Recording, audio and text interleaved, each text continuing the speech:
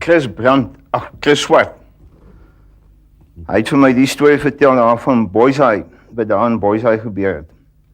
Nou kyk die inspekteur, kom ons nou so om op 'n jaarlikse basis, nou vra hy nou vir die beste, middelmatigste en die swakste in die klas om nou iets om te sê, resitasie of 'n ding. En daar het nou, kyk, daar kom ons nou kinders Boyside toe van oor die hele land.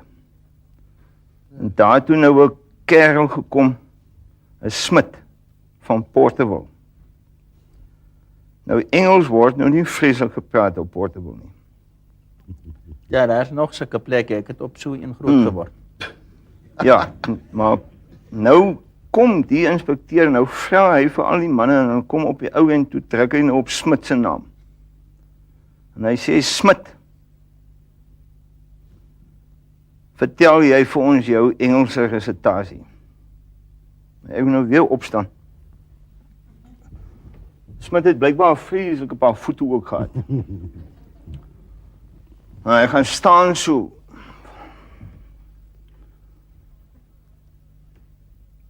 Hy sê, the charge of the light brigade. Cannons to the left of them. Cannons to the right of them.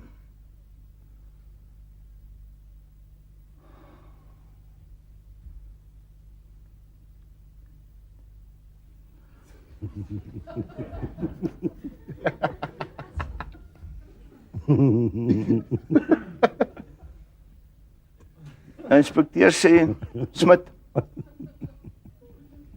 into the valley of death. Dankie meneer. The charge of the light brigade.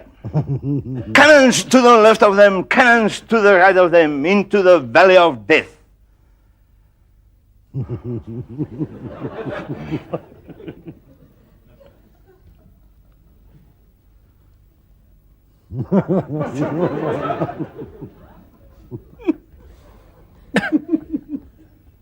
Inspekteur sê, Smit, route the 600.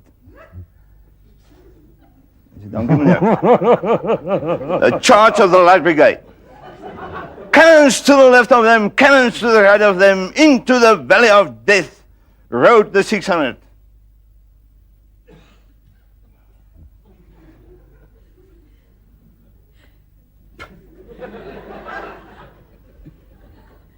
Inspekteur sê, Smit, ken jy dalk 'n ander Engelse resitasie? Hy sê, ja meneer, maar hier ken ek die beste.